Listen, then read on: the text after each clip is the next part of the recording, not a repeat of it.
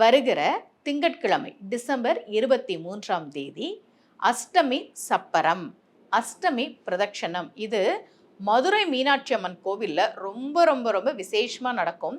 வாய்ப்பு கிடைப்பவர்கள் அதை போய் நீங்கள் பாருங்கள், தரிசனம் பண்ணுங்க, அதில் கலந்துக்கங்க. அதை பற்றி தான் இன்னைக்கு பதிவில் நான் உங்களுக்கு சொல்ல போகிறேன்.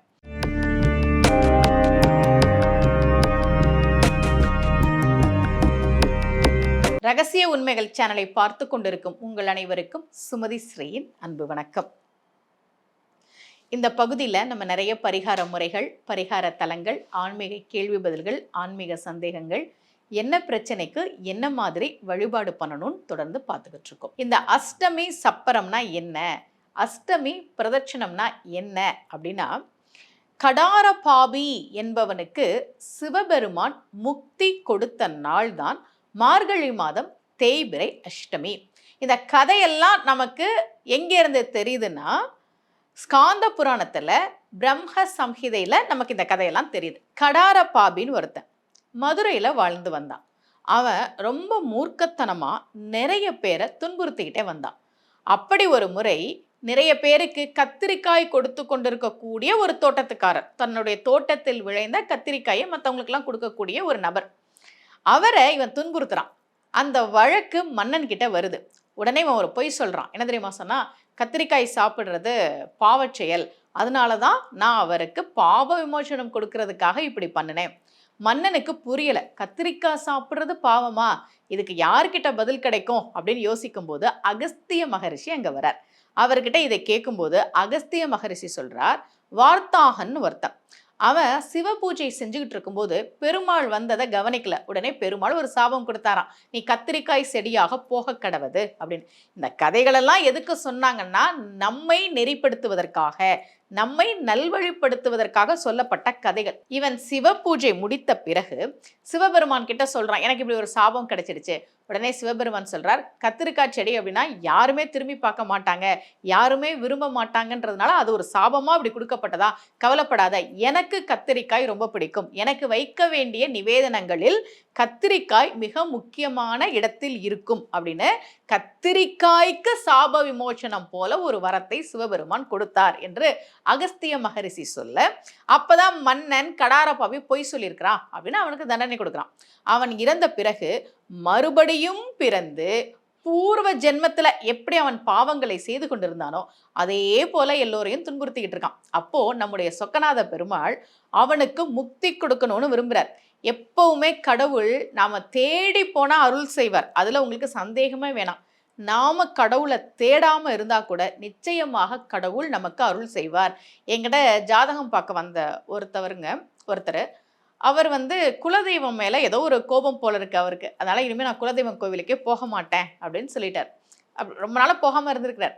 நான் ஜாதகம் பார்க்கும்போது சொன்னேன், குலதெய்வ அருள்லாம் இருக்குது, கவலைப்படாதீங்க, நீங்கள் போகலைனாலும் கண்டிப்பாக குலதெய்வம் உங்களுக்கு அருள் செய்யும்னு. ஏன் அந்த வார்த்தை வந்ததுன்னு தெரியல. அப்போ தான் அவர் சொன்னார், அம்மா நான் சாமிக்கிட்ட கோவிச்சிக்கிட்டு பேசாமல் இருக்கிறேன், என் குலதெய்வத்துக்கிட்ட எனக்கு நீ கஷ்டத்தை மட்டும்தானே கொடுத்துருக்கேன்னு நான் சண்டை போட்டுக்கிட்டு இருந்தேன் அப்படின்னார். நாம் கடவுளை நினைக்கலனாலும் நிச்சயமாக தெய்வம் நமக்கு அருள் செய்ய தேடி வரும். அப்படி தேடி வந்தவர்களுள் ஒருவன் கடாரபாபி. இந்த கடாரபாபிக்கு அருள் செய்ய நினைத்த சிவபெருமான் அம்பாள் கிட்ட சொல்றாரு, நீ அவனுடைய வயல்ல பசு வடிவில் போய் நில்லு, அவன் அடிக்க வருவாள அப்ப இங்க கோவிலுக்கு கூட்டிட்டு வந்துரு, ஏன்னா அவனுக்கு கோவிலுக்கு வர பழக்கமே கிடையாது, அப்போது அவனுக்கு யாம் முக்தி கொடுப்போம் அப்படின்னு சிவபெருமான் சொல்ல, அம்பிகை கருணையே வடிவான அம்பிகை, எல்லா ஜீவராசிகளுக்கும் தாயாக இருந்து காக்கக்கூடிய அந்த அம்பிகை அவனுடைய வயலில் பசு வடிவில் போய் நிற்கிறாள். அந்த பசுவை அடிப்பதற்காக அவன் அந்த வாளை பற்றுகிறான். உடனே அம்பாள் அவனை அந்த மீனாட்சி அம்மன் கோவில் வரைக்கும் இழுத்துட்டு 7 பிரகாரங்களிலும் அம்பாள் பசு வடிவில் செல்ல, அவன் பசுவின் வாளை பிடித்து கொண்டு அந்த 7 பிரகாரங்களையும் பலம் வருகிறான். அப்ப அதுக்கு ஒரு பலன் உண்டு இல்லையா, அதை கொடுப்பதற்காக சிவபெருமான் ரிஷபாரூடராக காட்சி கொடுத்து அவனுக்கு முக்தி கொடுத்ததாக இந்த கதை நமக்கு சொல்கிறது. அந்த நாள் மார்கழி மாதம் தேய்பிறை அஷ்டமி. அன்றைய தினம் மீனாட்சி அம்மன் கோவில்ல மீனாட்சி அம்மன் தனி தேரிலும் சொக்கநாத பெருமாள் பிரியாவிடை அம்பாளோடும் 7 வீதி பிரகாரம் வருவாங்க. இப்போ அதை நாம் தரிசனம் செய்ய வேண்டும். நீங்க மதுரையில இருந்தீங்கன்னா மதுரைக்கு பக்கத்தில் இருந்தீங்கன்னா வருகிற டிசம்பர் 23ஆம் தேதி திங்கட்கிழமை அன்றைக்கு அஷ்டமி பிரதட்சணம், அஷ்டமி சப்பரம் அந்த தரிசனத்தை நீங்க பாருங்க. அப்ப சுவாமி என்ன பண்ணுவார்னா படி இழந்து கொண்டே வருவார். இந்த உலகத்தில் இருக்கக்கூடிய எல்லா உயிர்களுக்கும் அம்பாளும் சுவாமியும் படி இழக்கிறார்கள் இல்லையா? லலிதா சகஸ்ரநாமத்துல அம்பாளுக்கு ரொம்ப அழகான ஒரு திருநாமம் உண்டு. ஆ பிரம்ம கீட ஜனனி அப்படின்னு. பிரம்மன் முதல் தேவாதி தேவர்கள் முதல் புழுவாக இருக்கக்கூடிய ஜீவராசிகளுக்கும் அவள் அருள் செய்பவள்.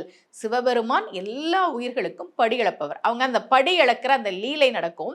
அப்ப அங்க இருக்கக்கூடிய அந்த அரிசியெல்லாம் சேகரிச்சுட்டு வந்து வீட்டில் பூஜை அறையில் வைப்பது அப்படின்ற வழக்கம் உண்டு. நீங்க மதுரைக்கு போய் சொக்கநாதரையும் மீனாட்சி அம்மனையும் அஷ்டமி சப்பரத்தில் தரிசனம் செய்து அங்க இருக்கக்கூடிய அரிசியை எடுத்துட்டு வந்து வீட்டுல பூஜை ரூம்ல வைங்க. இப்ப நாங்க வெளியூர்ல இருக்கிறோமே, நாங்க என்ன பண்றதுன்னா உங்க ஊர்ல இருக்கக்கூடிய சிவ ஆலயத்துக்கு போய் பிரகாரத்தை 7 முறை வலம் வந்து நாம் வழிபாடு செய்ய வேண்டும்.